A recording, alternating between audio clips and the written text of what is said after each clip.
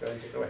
Okay, well, I'm Doug Ricks, and I'm running for Idaho State Representatives, District 34A, and I was raised here on a farm in Rexburg, Idaho. Grew up moving pipe and doing a lot of things a lot of the kids did from a young age. I did that all through, up and through college. I farmed for a few years after attending college and getting married, and then I kind of got the computer bug and got into computers. I've owned a computer store, retail for 13 years, did that for a while. And then I ended up taking a job up at BYU, Idaho, and I currently work up there in the Disability Services Office. I do assistive technology. We have, I married Melissa Pierce. She's from down Louisiana. She keeps me on the straight. And we have 5 wonderful kids and 4 good grandchildren now. Not great, so. But I enjoy Rexburg. I've lived here pretty much all my life. I love it here, and I think it's a great place to raise a family and be involved with such great people. We've looked at moving a couple of times, but just could never make ourselves want to move out of this area. We love it so much, and sometimes the wages aren't the greatest here, but you know, that's offset by such a great area that we live in. It's wonderful. Awesome. Thank you.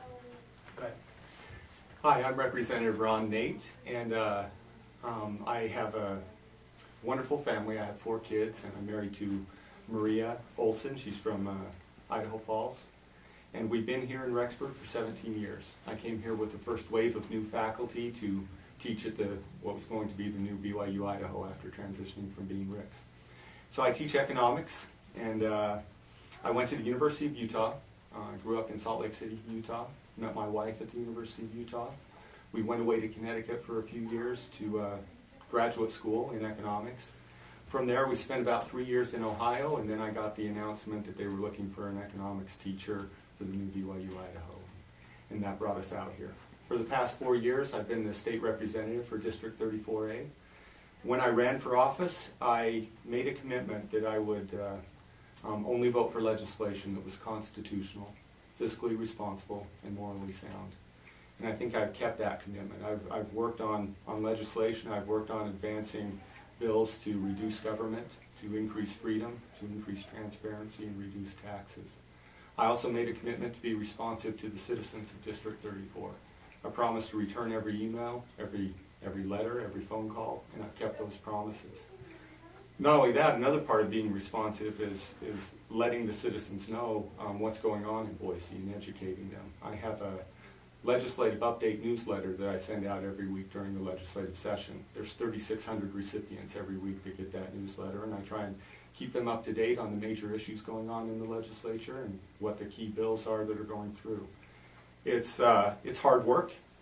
It's fascinating and frustrating, and it's a lot of hard hours, but I enjoy every minute of it. I enjoy advocating for the citizens of District 34.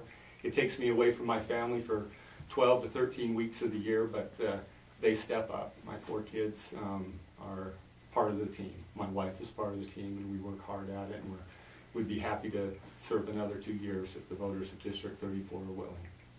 Excellent. Thank you, both of you. This next question will be the only one really addressing your campaign, of course. It's what political PACs, groups, or organizations are currently campaigning for you, have endorsed you, or provide money for your campaigning? And if so, have any of these done direct mail or advertising for you? And we'll go reverse order. Okay. As far as PACs, it is actually illegal for me to coordinate or communicate with any PACs that may or may not be campaigning for or against me. And so I am probably not aware of PACs that might be campaigning on my behalf. I've heard that there's a mailer or 2 that have gone out for, I think it was Idaho Freedom Action. I know I have gotten endorsements from Dick Heller, which is Second Amendment rights activist. He's actually one of the parties to the DC versus Heller handgun case, and so he's a very strong proponent of Second Amendment rights. I received an endorsement from him.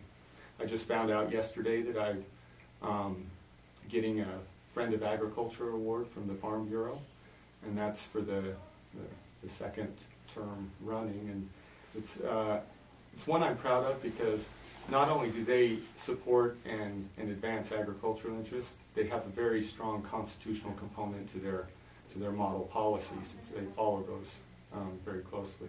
I have a 100% voting record with the NRA and with the Idaho Second Amendment Alliance. I also have a 100% voting record with Idaho Chooses Life. But as far as contributions, I don't get very many contributions from PACs or special interests.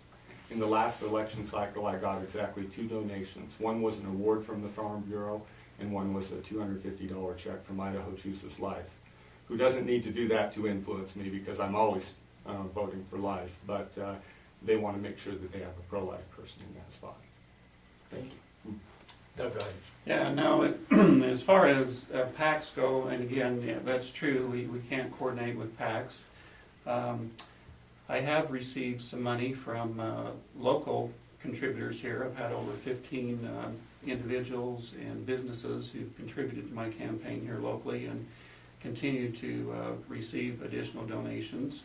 I have received an endorsement from the IACI group, which is the Idaho Commerce and Association Industry, something like that. I'm not sure if I got the acronym right, but it's like the state Chamber of Commerce. They've come out and endorsed me. I think they did last time I ran. But they feel like, I would represent the business industry in the state and help promote good, sound businesses and whatnot. That's one of my main campaign ideas, is to promote economic growth, especially here in eastern Idaho, and to try to bring more businesses and business economics into this area. We have a great place to live, but we need more jobs. We need more livable jobs here. We've got this great university up here with 18,000 students. It's hard for them to find jobs, and so I do support economic growth in the state, especially in eastern Idaho. I have received endorsements from some Idaho Potato Growers PAC. I've also received some money from the sugar beet growers and loggers, and a lot of different industries, people that are important to the state, agriculture, industry and whatnot. They do see the value and the views that I have, and feel like that I would represent those groups well. And of course, again, like I say, I've had many local people here support me as well. Excellent. Thank you. Appreciate your openness. Next question: what do you feel are the top 3 issues that District 34 is facing? And we'll go ahead and start with you, Doug, and go on. Top 3 issues that District 34 is facing. I think the top 3 issues, probably number 1 is education. Idaho has a pretty good education system, but it's arguable by others, that we could use a little more funding, we could use a little bit better. I know as far as the actual funding goes, Idaho is one of those unique states where we have a big area in size, but we have a lower number of families. But in those families, those households, we have more children than a lot of other states do. And so if you take a look at, all of us on households are expected to pay taxes, but the tax that is received from the state is not as much as what we get in some of the other states. And then we have competing states like Wyoming or Montana, who has oil, the oil industry, and then they're able to get a lot of their tax dollars to fund schools from the oil.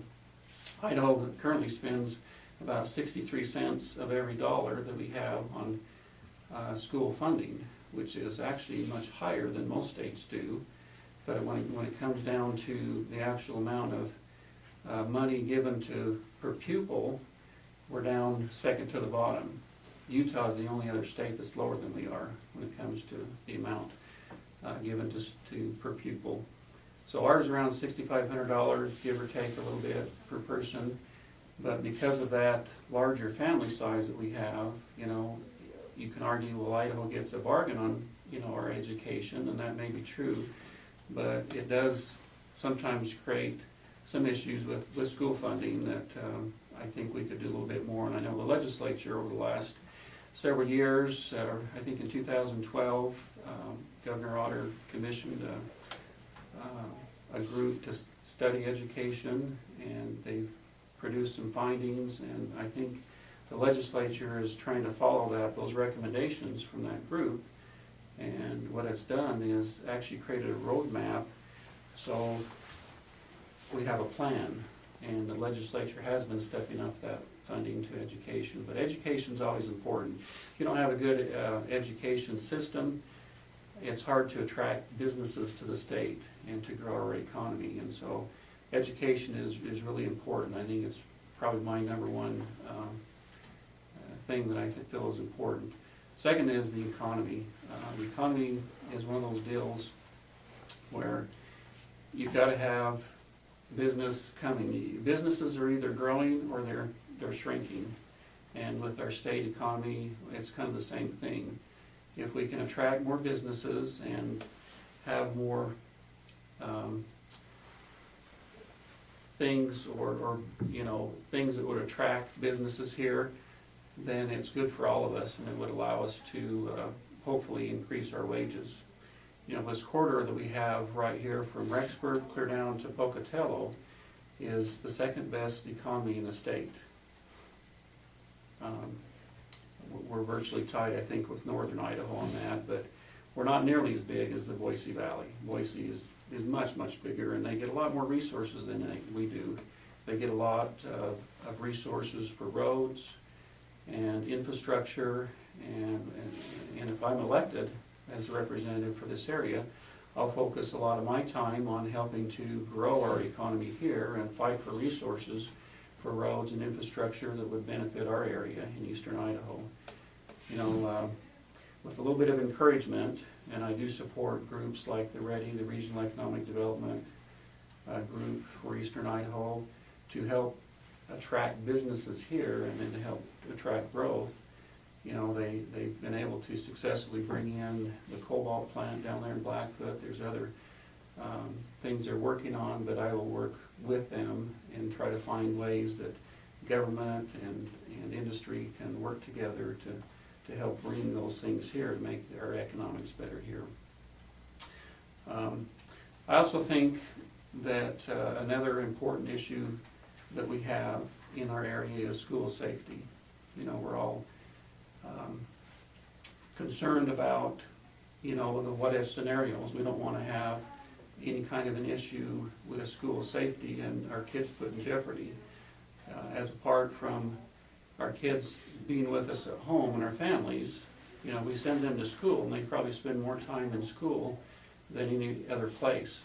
And we need to make sure that they have a safe environment. We don't want them to risk a school shooting or anything like that. A couple of years ago, the legislature commissioned a group, I think it was House Bill 514, 2016 legislature, but they created an office of, I think it's called School Safety and Security. And during that time, the last 2 years, that group, and this was actually in response to the Sandy Hook shootings that took place, but they've been able to go out and evaluate the schools on safety. They've visited over 300 of our buildings throughout the state, and they've been able to do safety checks and then report to the school administrators, the principals, and they provided over 600 hours of training in order to help build safety issues. And each building's a little different on how they enter and the layout and stuff like that, and so there's not a one-size-fits-all type thing. It's one of those deals where you've got to go out and do a lot of hands-on and take a look at those things. But I applaud the legislature for doing that and having the thought to make safety a very important issue. And I'm also glad that this last legislative session that the legislature passed a school safety bill, to where somebody who does make an online threatens harm to our schools, the police now have the ability to go out and check that out and determine if there is a credible threat there that could cause harm to our schools. I am a little disappointed my opponent here voted against both of those bills I just mentioned on school safety. But I do feel that that is a very important issue, and I think that's something that we need to think about here. So those are three important issues that I'm campaigning on. Yeah, three most important issues facing the state and facing this district. Number one, education. It is a constitutional mandate that the state government make sure that our public education system has a general, thorough, and uniform system of public education. So it is absolutely constitutional that we make sure we meet that mandate and make sure that the education is as high quality and as thorough as possible. And I've been committed to that. I voted for the career ladder, which significantly increased teacher pay. In fact, over the last 4 years, our commitment to education has increased by 30%. And I've supported that. But specifically, I've supported the increase in education funding for teachers.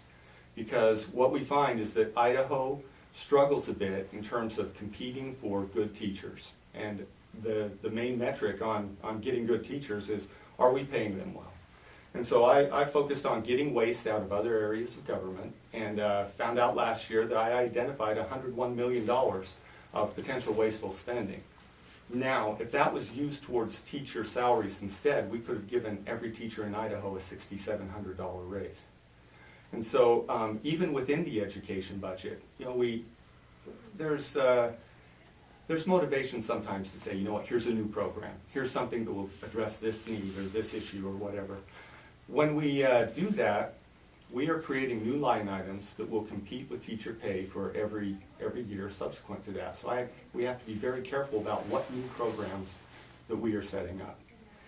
And in terms of how well Idaho is doing, with that career ladder, our teacher pay has increased significantly. I've talked to superintendents, and they say it's the difficulty in getting new teachers here is not as high as it has been in the past. But there's still some work to be done, especially in the areas of science and math. It's hard to attract new teachers in those areas.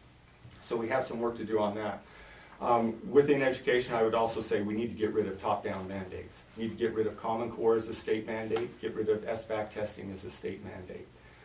Districts, if they want to do those things, if they want that curriculum, if they want that kind of testing, they should be able to do it. But we shouldn't force this one-size-fits-all to every school district in the state. More local control.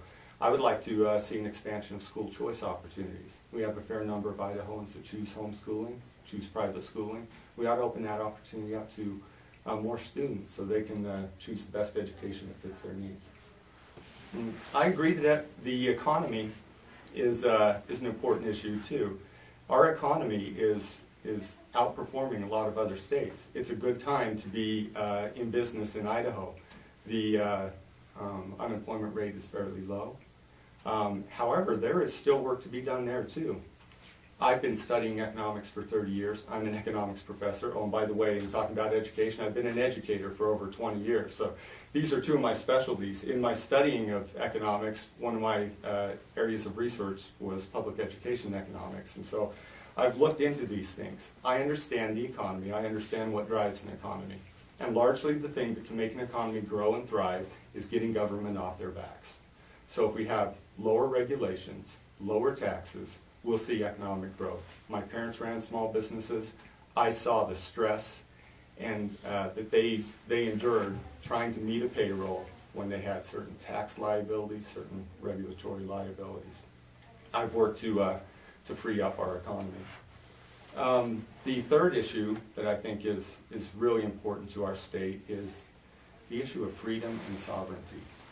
That too many times we see individual freedoms sacrificed. We see state sovereignty sacrificed. Over 35% of government spending in Idaho is federal spending. That comes with strings. In health and welfare, to a large extent, the state of Idaho spends a lot of money to run federal programs. In our education system, K through 12, 8% of it is funded by the federal government. However, with that 8%, they're getting nearly 100% control. When our local school district here wanted to eliminate Common Core and wanted to eliminate SBAC testing, it was the federal government that came in and said, you can't do that or we'll cut all state spending. Well, if we could buy back our sovereignty by weaning ourselves off the federal education dollars, replacing it with state dollars, without cutting education anywhere, just taking the advantage of the natural growth in our tax collections, we could completely fund education, buy back our education sovereignty, and be able to be free to make our own decisions. There are a lot of opportunities here to make Idaho free again and to increase the freedom of individuals, and I'm excited to do that in another term. Today, the Supreme Court of the United States is beginning its process on evaluating whether or not online retailers, including those who have locations in Idaho, should impose sales taxes across the nation. What are your thoughts on Idaho businesses being forced to impose sales taxes on residents of other states as well as here? Can we go first? Yeah, sorry, go first. Yeah. Well, nobody likes paying sales tax. I think a lot of people try to buy stuff online in order to avoid sales tax sometimes. Amazon, as you know, here in recent months agreed to voluntarily charge sales tax for Idaho. It's a tricky thing. You know, people try to save money, and it's one aspect of that, but it really does make an unfair scenario if you got a local business trying to sell goods and services here, and you know it's relatively similar price, but they, especially on a big ticket item, they can go online and buy it with no sales tax, and oftentimes get shipped free to their door. It puts our local retailers in a difficult position. I don't know, there's a lot of arguments back and forth on that. I know Idaho has made strides. In fact, did they pass a law to increase sales tax this year? I thought they did, on something to start charging as long as the business had so much volume or so big or something like that. It's probably a good thing for businesses here to be more competitive and to provide a chance for them to compete with the online retailers and stay in business. It is a tough thing to be in business. You know, I was a retailer for 13 years, and back in 1985 when I started my computer store, and it was before the internet came along, and towards the late 1990s when the advent of the internet really kind of came about, and those companies like Dell and Gateway started selling computers online. Well, it just killed the market for our local people. And so I understand what some of the issues are when it comes to competition. And, you have all the other taxes and payroll and everything else you're dealing with. It's tough for a businessman to be in business. So generally I'm in favor of that. I think it's probably a more fair thing as long as everybody else and all the other states are doing it. I don't know if it's good for a federal mandate to make it happen, but I think it's probably better on the local level that we control that on the state and local and state level. Excellent. Thank you. Ron, thoughts? Yeah, the internet sales tax. I have two issues with it. Number one issue is it's unconstitutional. Article 1, Section 10 of the U.S. Constitution says it's illegal for states to charge taxes on goods from other states. So right there, it fails my test on being able to get my support because it's unconstitutional. Number two, I think it's a horrible tax policy to have states now starting to tax other states' goods. Donald Trump took a lot of heat for saying he's going to tariff goods from China. It doesn't make me feel any better for Idaho to say we're going to start taxing goods from Utah or from Washington or from wherever. A free economy is a strong and prosperous economy. If we can reduce tax burdens, great. Now, as far as the fairness issue goes, if I were a store, a retailer here in Idaho, and I knew that customers coming in had to pay a sales tax from me when I sold to them, but they didn't have to pay a sales tax if they bought online, I would be upset with that. Okay. As a legislator, I can understand that frustration. And many legislators share that view. And I would look at it and go, the way to level the playing field. So often we see the way to level the playing field is to increase a regulation or increase a tax to quote unquote make it fair. I think it's time that we start leveling the playing field by making it easier on Idaho businesses rather than taxing out-of-state businesses. Why don't we lower the taxes, lower the regulatory burden on Idaho businesses to level the playing field that way? This internet sales tax that I voted against, and it passed nonetheless, it became law, raises Idaho taxes by $30 million. And so when I went to Boise and committed to lower taxes, that didn't pass the test either. So I think there's better ways to level the playing field, and I think that Idaho citizens are missing out. When we raise the internet sales tax, it's not about hurting other states. Who pays the tax? Idaho citizens do, and I'm always aware of that. The next one is also tax related. Do you support or are you against the repeal of the state grocery tax? Go ahead. Not only am I for it, I've sponsored bills for it, I've proposed bills for it. Repealing the state grocery tax is something that we need to do. Right now, I've heard the argument that perhaps, it's a tax that everyone pays. Well, right now it is a tax that everyone pays, but Idaho's already recognized that maybe food isn't something that should be a necessity, that's something that should be taxed. And so we have this clunky system in place where we give each family grocery tax credits based on how many dependents there are in the family. Some families end up getting more of a tax credit than they pay in grocery taxes. Some get less. If we don't want to tax a necessity, the easiest, cleanest, and fairest way to do it is just to remove the tax on groceries. And by the way, removing the tax on groceries would be a tax cut, about $80 million on net of a tax cut. And we passed it by supermajorities last year. The governor vetoed it in the summer when he was protected from a veto. Came back this year, and the governor, through leadership, was able to control the entire legislative process, and that grocery tax repeal never got a hearing. Well, we have commitments this year from the 3 candidates for governor that they are for a grocery tax repeal. With that momentum, and with a lot of legislators going to Boise who are listening to the citizens and want the grocery tax repeal, I think we can get it done next year. We already have draft legislation in place. We're ready to go on that, and I've been a key player in it, and I'm eager to see it through to its finish. Thank you. Excellent. Go ahead, Doug. I would support a grocery tax repeal. There are situations, and I can maybe understand a little bit from the governor's side what he was thinking there. A few years back, when Governor Risch was here for a short period of time, he was the governor of the state of Idaho for some 6-8 months.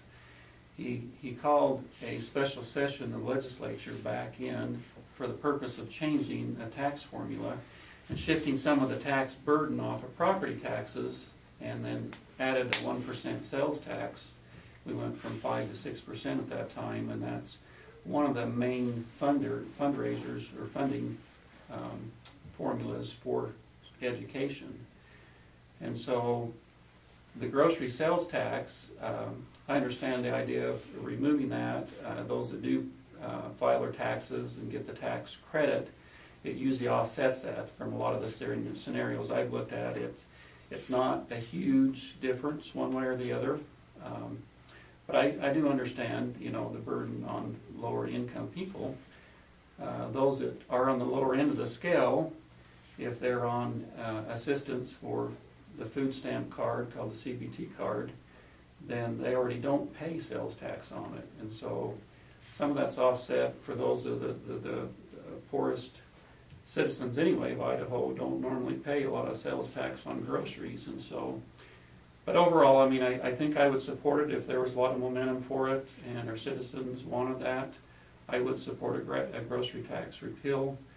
I'm not sure how that would affect school funding, if we would need to make adjustments there to shift that somewhere else. But that is one of the reasons that I think that grocery tax was kept partly by the governor vetoed it for that reason. But I'm happy to pay less taxes. I'm sure anybody in the state of Idaho would be happy to do that too.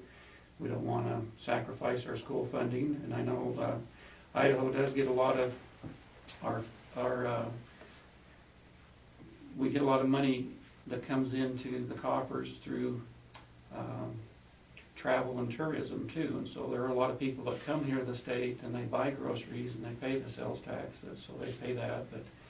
But where we're at right here in southeastern Idaho, it may not be a huge difference to us. For those grocery store owners and convenience store owners that are around the perimeter of Idaho, that maybe where there's no sales tax in Washington and other states, and people do sometimes travel over into a different state to buy their groceries, and so it does impact their businesses.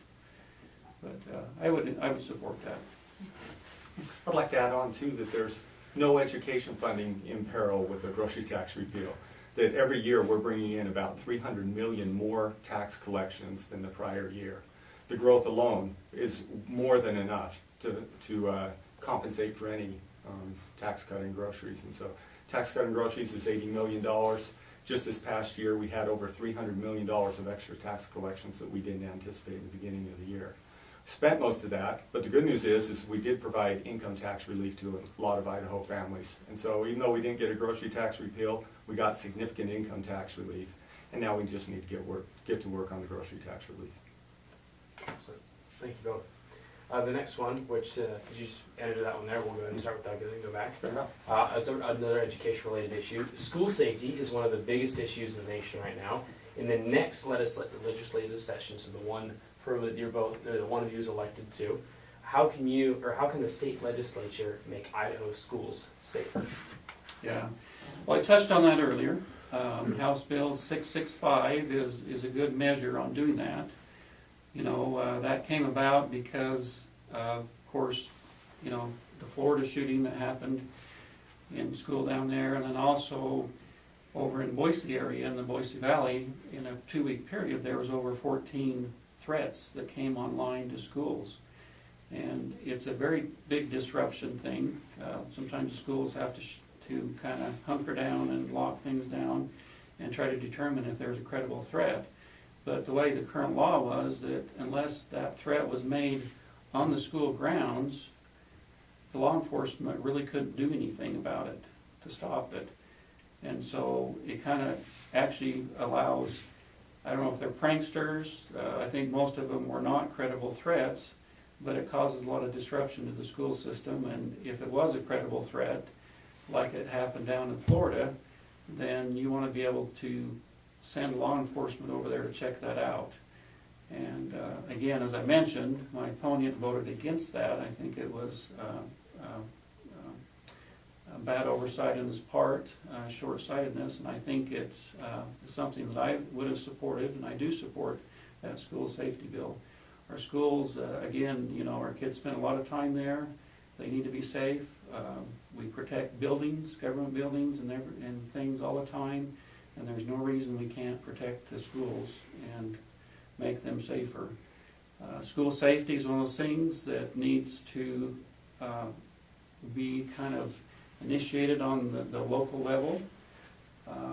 We need principals, teachers, parents, our local law enforcement, our business leaders or government leaders here locally, community leaders. The conversation needs to start here, and I know they have been, but when there are things that the state can do, in this case, change the legislation to make things a little more safer on that level, then that needs to happen too. But school safety starts at the local level, because we know the schools here, we know the parents, we know the kids, and it's something that is important to start here and to work out. But Idaho's never had a bad shooting like that, and hopefully that never happens. But I am glad that you know, there was some measures put into place this last session to help increase the safety of schools. Ron, go ahead. Absolutely. Not only have I thought a lot about school safety and been concerned about it, like a lot of Idahoans, I've done something about it. In this past legislative session, I worked on and sponsored, was the lead sponsor on the House Bill 443, which was the gun safety classes in schools.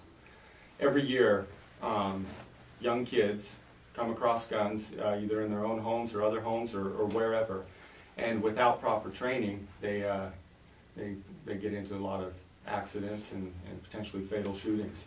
These gun safety classes in school, especially in K through 3rd grade, have shown to decrease the number of gun fatalities amongst those kids by 80%. So this bill is going to save lives. In fact, today I got a phone call from a gun shooting range in Boise. They're working with 2 charter schools right now to start their first gun safety classes there. And I'm kind of excited to see that happen. Gun safety, or school safety is is an important issue, and it is best handled at the local level. Rather than a new state program or a new federal program even, the best way to address it is to empower school districts who know their districts and who know their students to be able to deal with the problems themselves. This School Safety Bill 665, it was an important bill, and handling threats is an important matter. However, in a rush to react, a lot of times we get reactionary policy that has a lot of bad things in it. This bill did, and we begged them to fix those things. One of the key problems with that bill, and if we jump in and support bills like this, we can create problems for families without knowing exactly what we're doing ahead of time. This bill said that if you make a threat on school property with a dangerous or deadly weapon, that's a felony. Now, I was a kid in school a long time, and I know what happens on school playgrounds and in school cafeterias. Threats are made, fights happen, and I don't want to see 8-year-olds and 10-year-olds being charged with felonies that's going to track them the rest of their lives because they got into a school ground brawl. And that bill had some problems. We begged them to fix it. We voted to send it to amending orders. They wouldn't do it. And so I couldn't support a bill that's going to put kids in peril, have something on their record for the rest of their lives. Although I absolutely agree, school threats ought to be handled seriously. At the local level, I've seen some measures taken. We've seen in our schools the entrance process for getting into schools. You can't just walk in anymore. Great change. That happened at the school level. I've talked with our local sheriff, Sheriff Henry, and he says one thing they've done, and I applaud him for this. He says, you know, a lot of times officers are in their vehicles and they have to do reports. Sometimes they do them at their desk. And what he's encouraged them to do is during their downtime, when they have to do reports, when they're doing clerical things, he wants them in front of the school doing that. Or in the school. He wants the officer's presence around schools to be heightened. And so he does that just as a matter of everyday business. When you're in your car doing reports, go do it in front of the school. And I think that the state, instead of setting up a new government agency or a new government office, which very rarely solves the problem at the local level, we ought to empower districts to be able to make their own decisions and have the resources to do it. Thank you. Excellent. Yeah, and kind of to follow up on that too, you know, going back to the bill that created the School Safety and Security Office that's in the Education Department. Again, my opponent voted against that, but they've logged over, you know, 2.5 years of going out and visiting schools and providing information and helping train local schools. They don't publish the results that they have because they don't want to make loopholes known in the schools where people can enter in without you know, being checked out. But I think it goes to show you that sometimes it takes people with good foresight to look at these things and decide what is good legislation and what are good programs to implement. I absolutely support that school safety program that's going on because somebody needs to go out and evaluate those. Yes, the local schools need to take action, but it's good to have advice from experts that go out and train and learn more about this and can come back and provide training to our local schools, so hopefully those things don't happen. I know this bill, the 665, again, I support that. I don't think that we're looking to try to find criminals out there that might be throwing rocks on the playground. I don't think that's the intent of the bill. I think the intent of the bill was to try to thwart any potential threat because it is real, it happens. There are shootings that do happen, and we don't want that to happen here in Idaho. And, you know, I think it's a good thing, and I don't, in order to charge anybody with a felony or whatever, and to have a search warrant to go check somebody out, then you do have to have a judge weigh in on that and get a search order and have a preponderance of evidence that supports doing that. It's not just throwing a rock. You're not going to charge a kid with a felony throwing a rock at some other kid on the school ground. I think that's ridiculous.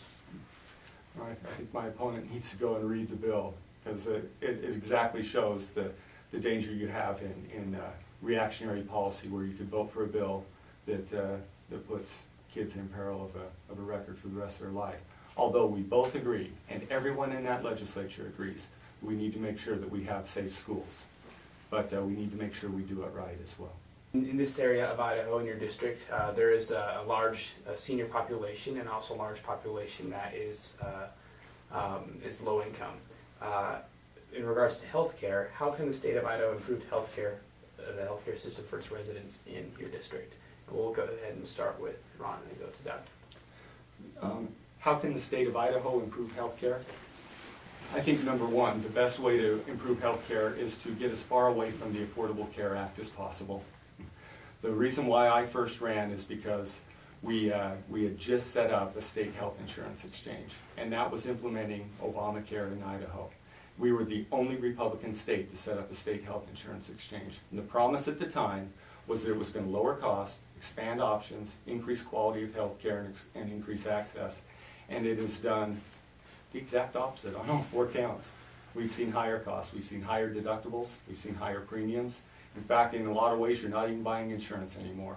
You're doing a mandate to pay for those premium, and the deductible's so high, you don't even get to the point where you have insurance kicking in anything.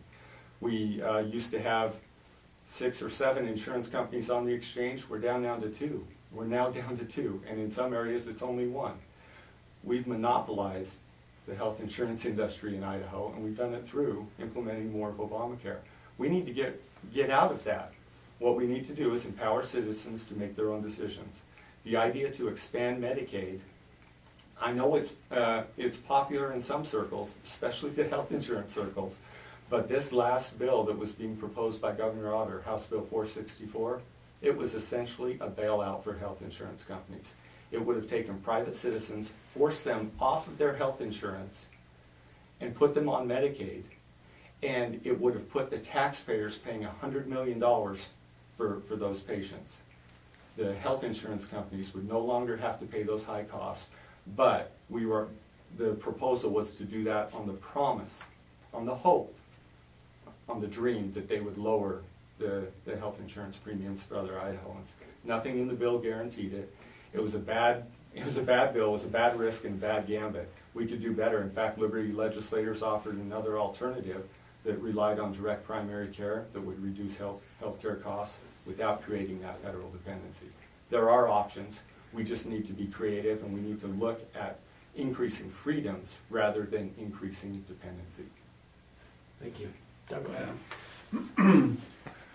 I'm not for expanding Medicaid in any respect, and I do concur with my opponent here with Ron that there are some real problems in expanding our healthcare system in Idaho. To put more people on Medicaid is not a good idea. I do think there's some issues that we need to look at. I'm trying to find ways to allow private sector and the private businesses to come in and make them more affordable. You know, our insurance companies, it's kind of puzzling to me how a lot of them are backing off the exchanges, you know, going from 6 to 2. When you look at some of the reports, and the insurance companies are making record profits. They've made record profits over the last few years, huge profits, but they're dominating it. They have monopolized it, and we need to find ways to kind of break that monopoly and lower the healthcare costs. There's a lot of things. It's not just one single thing. I think we need more transparency in some of our healthcare charges and costs. I think people need to go and figure out ways, you know, see what the competition is. You know, when you go get a procedure, sometimes you never know what that's going to cost. You know, a few years back, I went and had a stress test done at the hospital. Well, I work at BYU, Idaho. We have pretty good insurance up there, and I thought, well, it can't be that expensive. I was shocked when I got the bill because I didn't really pay attention when it came back. It was $8,000 to get that stress test. And my portion was, you know, probably $1,500, $1,700, and I was stressed at that time a lot more to have to pay that bill. But I think there's some costs there that are just, you know, overcharged. And I think there needs to be some transparency where maybe there's some competition between medical service providers, also more competition between insurance providers. There's a group called MediShare. They're a Christian-based group, and I think that was an exception when the Obamacare Act came out, that they could actually have this group, and it's kind of a self-funded insurance group, and they're able to expand beyond the state boundaries, and that's another problem, that there is some limitations on trying to expand insurance plans beyond the state. That creates some of the cost of that premium. But through MediShare and through other types of programs, I know the Mennonites have one too, where people join those groups and they can get a much reduced amount of insurance. One example I heard was premiums for individuals were like $750 a month, and now going down to a couple $100 a month to $250, something like that. So there are ways. We just need, as a government, need to get out of the healthcare business and let private, industry and enterprise kind of figure that out like it was before and make it better. It was a big experiment, thinking it would save everybody money and make everybody healthier, but it really hasn't done that, and so we need to back that off. The sad part is it's still tied in on the federal level. The Republicans weren't able to get that passed, and I'm hoping that they can remain in, control in midterm elections here, but, it's questionable whether we'll lose that ability to change that and get rid of Obamacare. But I hope Idaho continues to look at different options, good viable ones, but as much as possible, something that creates a lot of competition that lowers those premiums.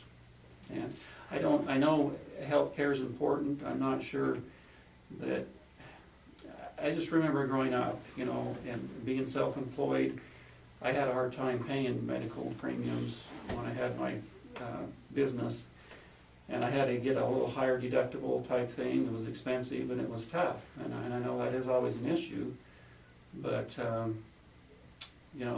part of it is the cost of living and doing business, and in premiums have increased quite a bit, which does make it difficult. And I do have a son who's 26 that's kind of caught in that gap, so to speak, and he's had a hard time finding affordable health care. And so, I do understand that what those who are caught in the gap are going through, but I don't think it's the right thing to increase people onto Medicaid, because usually the states that have done that, they've gone way beyond the 60,000, 70,000 they initially thought that they were going to do it. It sometimes doubles or triples, and then it becomes a big tax burden on the state. Thank you. I also have a record of voting against expanding Obamacare and expanding Medicaid. Idahoans, District 34 can be confident in this candidate, at least, of holding my record on that. I'm not so sure. We heard some good stuff in my opponent's answer, but in looking at his donation records, when he has Blue Cross money and Idaho Hospital Association money coming in, I wonder if he's going to be able to hold the line when they are putting the pressure on him after giving money to his campaign. I've seen so many legislators get to Boise. They campaigned as conservatives, but they end up being practicing progressives, and it's because of the special interest money involved in campaigning. Yeah, well, I'll stand on my record. I'm not going to go there and expand Medicaid. And donations come from different people. I welcome donations from different groups, but it doesn't mean that I'm going to hand my vote over to them. I think when it comes to handing votes over, you're tied into more of a special interest group in Boise, the Freedom Foundation, to get a high score. I think sometimes you hand over the vote to vote along their ways, that sometimes doesn't always go along with what our values and our beliefs are here in this side of the state. So we talk about special interests, you have a record there too already. May I respond to that? Yeah, absolutely. The Idaho Freedom Foundation, they are promoting, I wouldn't say special interests, but they are a general interest organization. They want smaller government, they want lower taxes, they want more freedom, They want constitutional principles. Those are principles that happen to line up with the Republican platform. I'm a Republican. I vote along with the Republican platform. I'm a conservative. When you vote with the Republican platform and you vote conservative, you tend to score high on the Idaho Freedom Foundation Index. And I wouldn't call them a special interest. They don't donate to money to anyone. They don't seek out the interests of any specialized group or class of individuals. They are for all Idahoans. If you want to look at special interests, go to the last campaign cycle and look at my opponent's campaign donations. 66% of his donations came from special interest PACs and establishment political insiders who have offices in Boise. Look at my record. 3%, 2 donations, one from Idaho Chooses Life and one is an award from the Farm Bureau. If you want to talk about special influence or special interest influence, you have a candidate here that's immune to it. You have another candidate who says he's immune to it, yet nearly 2/3 of his donations come from them. Yeah, well, about 80% or more of your donations come from 2 or 3 individuals or groups.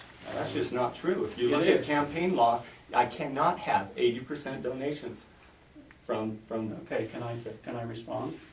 Go ahead. And so, you know, you look at some of your donors, okay, Doyle Beck, Brian Smith, and some of their associated businesses, their wives, whatever, but you can take about 80% of your donations come from that and other associated people with the Freedom Foundation. About 80% of your donations come from a group that's very close to that Freedom Foundation that donate to it. You have kind of a single group that gives you all the money, or most of the money that you have for your campaign.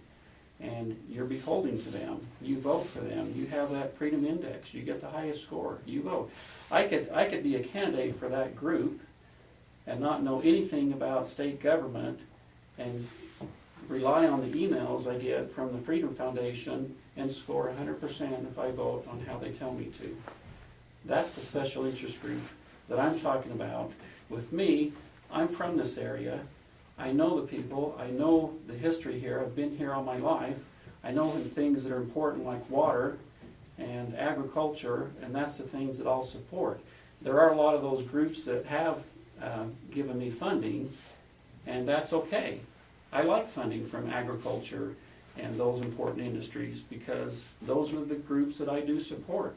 I think that's part of the lifeblood of Idaho, and I think that's an important resource that we have here in eastern Idaho.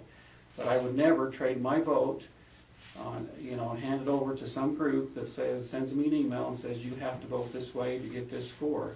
I think that's ridiculous, and I would stand up on my own 2 feet here. I don't need that group to tell me how to vote, and my vote would be for the interest of the people of eastern Idaho, Bonneville, and Madison counties, and no other special interest group. That's the only special interest group is the citizens of these 2 counties. Well, you're entitled to your own opinion, but not your own facts, because the facts are, go look at the campaign donation sheets. There's no way that 80% of my donations came from a few individuals. I get donations from all over the state. I get donations from all over my district. I'm happy to represent the interests of District 34, and my record proves it. This seems like a good time to share where can people go see those things, because we talk about go look at the numbers all day. Where can people go find those? On the Idaho Secretary of State website, you can look at campaign disclosures and financial disclosures, and it's all right there. Go look at 2016, add up the PACs and the special interests. You're going to see a lot of influence there. And for our viewers, both of your campaigns can be seen there. Yeah, it's part of the sunshine laws. All candidates have to disclose that, and so there. You go to sos.idaho.gov and it takes you, and then go into the campaign stuff. Thank you. Several states surrounding Idaho have passed some form of marijuana legislation. What are your views on legalizing marijuana? We'll do Ron, then Doug. This past session, we passed a law through the House, or through a bill through the House. It was House Bill 577, and it was the CBD oil bill, cannabis oil, which has been shown to help kids that suffer from seizures and adults that suffer from seizures. The parents who've used it with their kids, they've seen dramatic results from it. And right now, as law stands in Idaho, it's illegal in Idaho, even though it has microscopic amounts of THC. It does not have effective amounts of THC in it. But the way Idaho law is, that would be illegal. The practice in Idaho, however, is different from that. The CBD oil is not enforced as an illegal possession. And so the House Bill 577 was intended to really make Idaho law match up with the practice in law enforcement. It made it through the House easily, went over to the Senate, and didn't even get a hearing. And there was a little kerfuffle in the committee there where the committee chair was yelling at some members of the committee that he was doing the bidding of the governor. And that's a sad state of affairs in the legislature. Committees are appointed to do the work of the people. They ought to be able to do the work of the people and vote on bills like that, especially one that's so important to families. And so we'll get to work on it next year, but I think that is the most important bill on those grounds, is that families shouldn't have to go to Montana or do something that is contrary to Idaho law, even if they think it's not going to be enforced. They ought to be able to treat the kids the way they need to, and especially with the positive results that we've seen. Thank you. Yeah, well, I do not want to see marijuana legalized in the state of Idaho. I've looked at some of the studies, I've talked to some of our law enforcement people of what's happened in Colorado and some of the surrounding states, and it's not good, generally. I don't think it's a good way to go. You know, a lot of the states that start with legalizing marijuana for medical purposes, it's usually just a few short years that they've opened that up to full legalization. And again, from the studies I've seen, the people in Colorado, it's causing more crime. They have more of a black market of people. They tax it in a high rate, so the state makes a lot of money off the taxes, but then the cost is high, and so it creates a black market. I'm told that you can go on a lot of the street corners and buy it from the black market for cheaper, and it's not as good as quality, but it hasn't stopped some of the illegal drugs coming in the state, which was promised, you know, by those that were proposing that. You know, 2 years ago, in the debates that we had here, and I of course ran against my opponent here at that time too, but one question that was asked, would you support a legislation to legalize marijuana in the state of Idaho for medical purposes? And I responded no, and my opponent responded yes. And I don't think that's a good thing, a good direction to go. The cannabis oil thing, I think, does have some merit, but I think it has to be more in a controlled environment through pharmaceuticals, like a prescription type thing. Some of the states that have opened that up has had some problems. I know in Utah they've had, I can't remember the number, but it's been at least 15 or more people end up in the emergency room because they've gotten the cannabis oil injections that were not good. Some of it were determined as synthetic, not true type of oils, and they're causing a lot of problems and some issues. And so there was a control issue. You know, if you open that up and say it's legal here in the state of Idaho, then how do you control the quality and where it's coming from? And the other part of that is does that become a back door to eventually get us into a full legalization of marijuana? And so I understand part of the reason the Senate, you know, kind of killed it in committee was because there was some concerns on there that maybe weren't considered when it went through the House, and it needs to be looked at again if that opens up. There is a pharmaceutical company that's been doing some testing, and it's I think through the FDA process. Is it FDA or the American? Anyway, through the process to get it approved. Anyway, they're pretty close to having that to where it could be a prescription, and I think that's a better route to go for right now. I mean, I know the kids need that, and it's something to help stop some of the seizures and things. I've seen good results on some of that, but we got to make sure this doesn't open the door to cause a lot of other chaos and open that door to marijuana. I don't think it's a good thing in the state of Idaho. Thank you for your responses. Thank you. At this time, unless there's any other questions, feel free to have closing statements. We'll go ahead, and since we started with Doug and with Ron, and then we'll go ahead and start with Ron and then end with Doug. Okay. Okay. And you have just a minute or two. Oh, fair enough. Well, I'm Representative Ron Nate. I think I've kept my commitments and kept my promises in my first 2 terms in the Idaho House. I'm an economist, I'm an educator, I'm an effective leader. One of the greatest pleasures of my job is to serve the citizens of District 34. I've had many occasions where citizens have said, here's a problem with Idaho law, here's something that's affecting me, here's something that's affecting my business. I've taken up their cause. We've worked on draft legislation. I've worked directly with them, sent the draft to them, they sent it back. We've worked with the Legislative Services Office and drafted good bills. This past legislative session, I passed 4 bills for my constituents. One dealing with kids being exempted from the minimum wage when they work in their family business. One to clear up the laws about short-term rentals. Another one to provide full disclosure on bond ballots about what it will cost individuals who are voting for those. And as I mentioned before, the gun safety classes in schools bill. I'm a very effective legislator. I've worked with Senator Hill on legislation regarding parking enforcement and booting regulations. I can work well with others. I have worked well with others.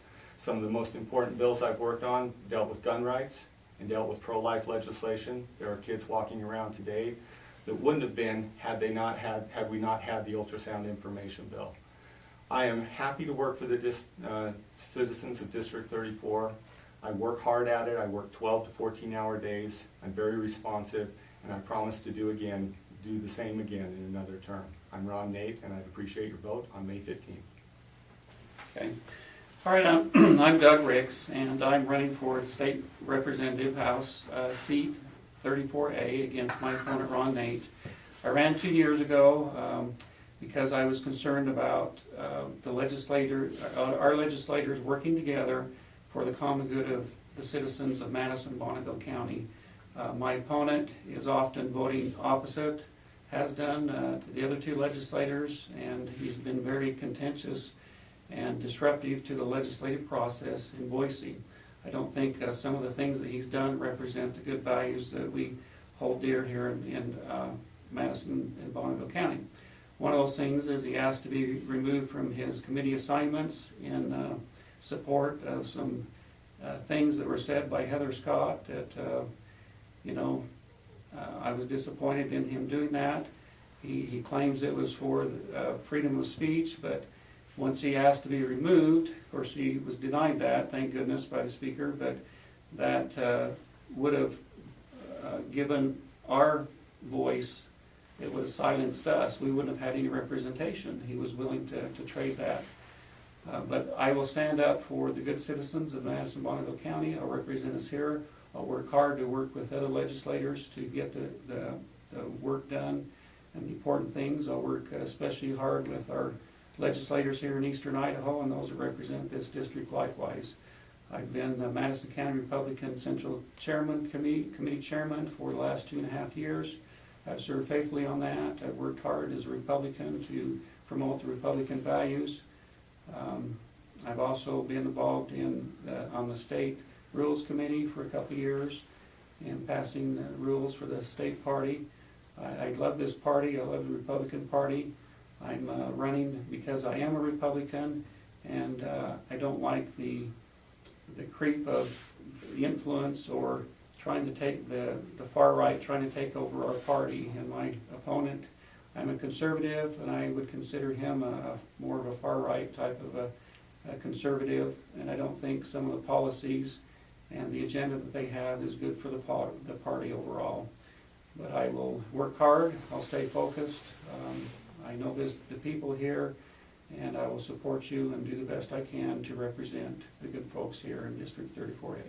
Thank you. Thank you both.